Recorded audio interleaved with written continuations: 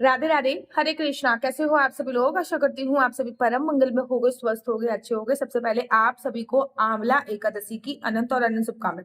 अब ये क्वेश्चन मेरे पास इतनी ज्यादा बार आया है कि आंवला एकादशी रविवार को है और रविवार को आंवले के वृक्ष की पूजा अर्चना वंदना नहीं कर सकते।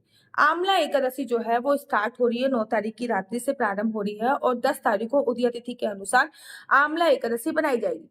10 तारीख को है रविवार और रविवार वाले दिन 3 वृक्षों की पूजा अर्चना वंदना शास्त्रों में मना करी गई है। वो 3 वृक्ष कौन कौन से हैं? नंबर 1, पीपल के पेड़ की पूजा अर्चना वंदना रविवार वाले दिन नहीं करते। नंबर 2, तुलसी की पूजा अर्चना वंदना रविवार वाले दिन नहीं करते।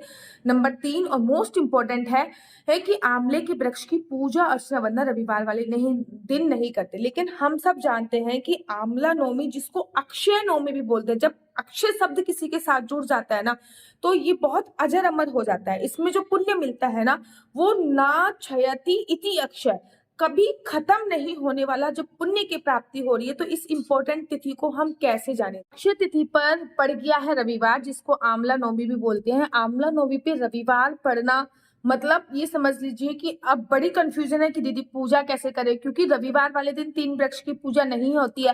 पूरे साल भर में आंवला नवमी एक ही दिन आती है। इस दिन हम क्या करें क्या ना करें, ये बहुत ज्यादा कंफ्यूजन है। पहली बार अक्षय नवमी पर अर्थात आंवला नवमी पर अगर आप आंवले के दीपक जलाओगे, 9 की संख्या में जलाना है, क्योंकि नौवीं तिथि है तो 9 संख्या का विशेष महत्व है, ठीक है ना।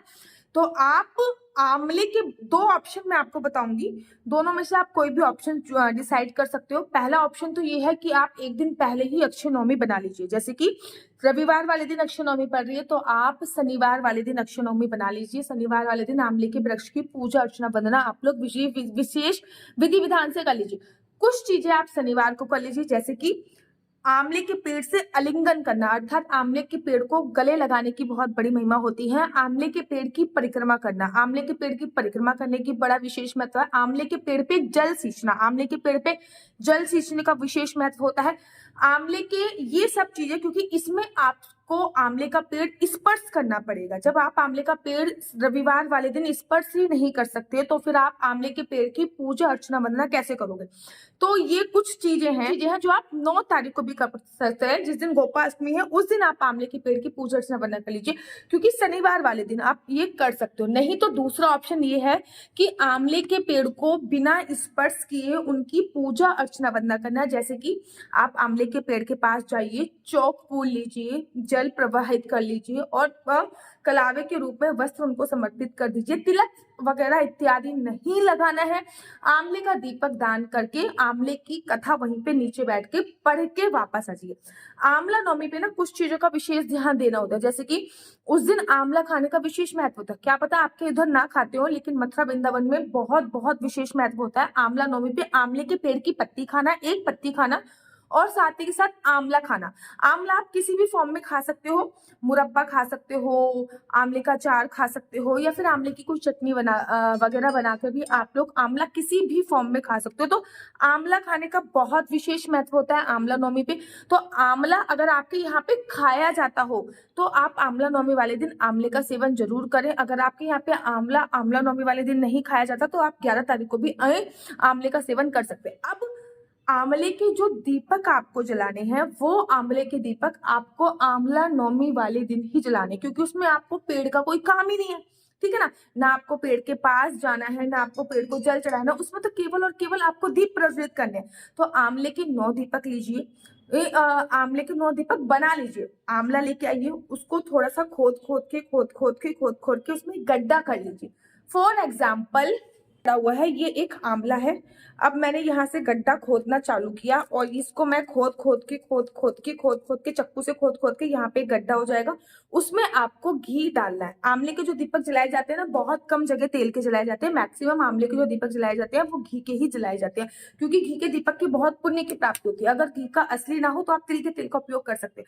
आपने घी डाला और आपको गोल बत्ती की बत्ती बना लेनी है और उसके बाद आंवले के दीपक दान कर सकते हैं। आंवले के दीपक दान आपको 9 दीपक दान करने हैं।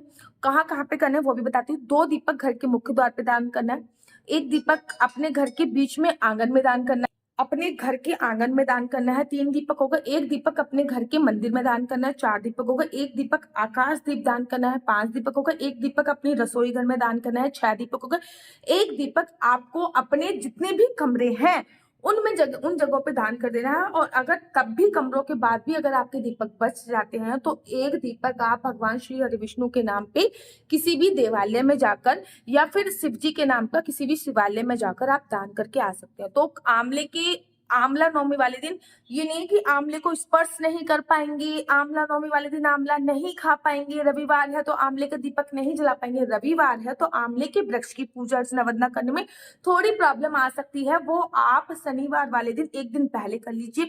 जैसे कि आंवले का आलिंगन करना। पहले बात तो जब भी आप आंवले किसी भी देव वृक्ष की पूजा करते हो सबसे पहले जल लेके आते हो, जल उसमें सींचिए, जल सींचने के बाद आप वहां पे एक स्वास्तिक बनाइए, एक दीपक वहां पे जला दीजिए। दीपक जलाने के बाद आप उसमें एक कलावा वस्त्र रूप में समर्पित कीजिए या फिर सफेद रंग का कोई भी कपड़ा समर्पित कर सकते हो। उसके बाद आपको उसकी फेरी लेनी है, फेरी अर्थात परिक्रमा करनी है। परिक्रमा के लिए आप सूत का उपयोग या कलावे का उपयोग कर सकते हो। आंवला नवमी है तो 9 परिक्रमा कीजिए। अब बारी आती है उस पर तिलक इत्यादि करने की, तो यहाँ पे आपने वो जो मोली बांधी है, रोली बांधी है, वहीं पे 9 बिंदी से तिलक अवश्य लगा दीजिए। तो 9 तिलक आपने लगा दिए क्योंकि 9वीं तिथि है इसलिए 9 तिलक। अब आपको कुछ भी चीजें उनको खाने को समर्पित करनी है, जैसे कि सीजनेबल फ्रूट्स खाने को समर्पित करने हैं, कुछ मिठाई स्वीट खाने को समर्पित कर सकते हैं, ठीक है ना। आंवले के वृक्ष को आंवला समर्पित करने की भी बहुत महिमा है। तो फॉर एग्जाम्पल ये मेरा आंवले का पौधा है तो आपको स्पर्श करके नीचे रखना है, ठीक है ना।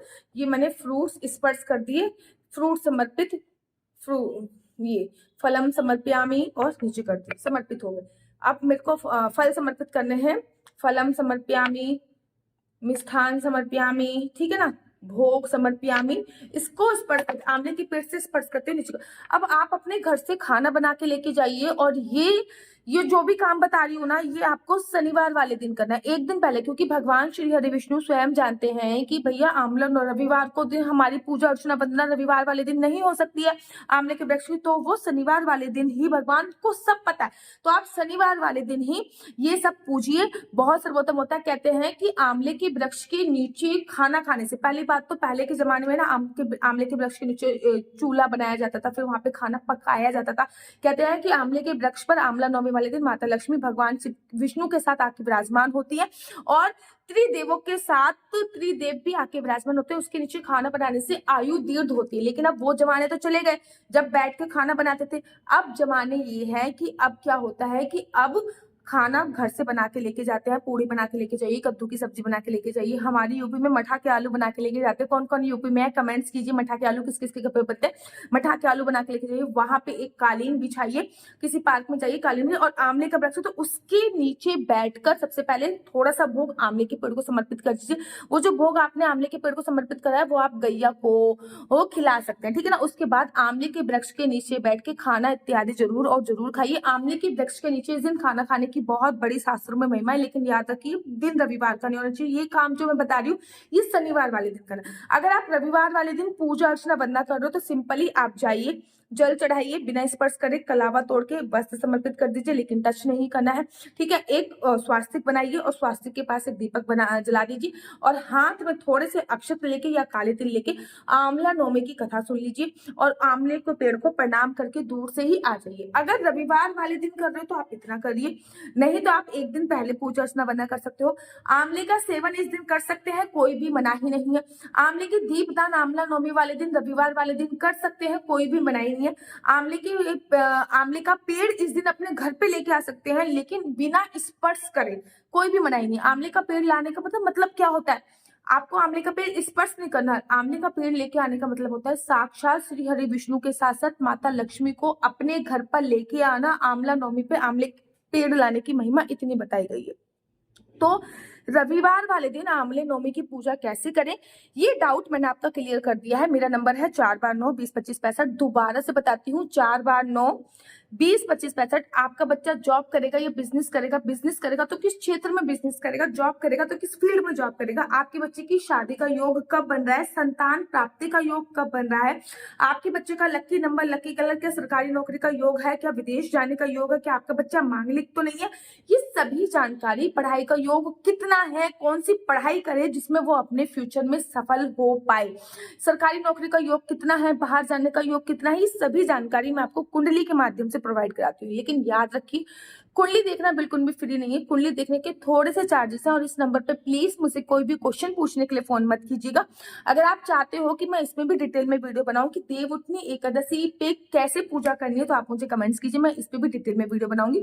और अगर आपको मेरी वीडियो अच्छी लगती है तो आप अपना यूट्यूब चैनल हरि बोल को लाइक शेयर सब्सक्राइब करना बिल्कुल भी मत भूलिए। तब तक के लिए मुझे दीजिए इजाजत। राधे राधे, हरे कृष्णा, हरि बोल। आप सभी को आंवला नवमी की अनंत और अनंत शुभकामनाएं। राधे राधे।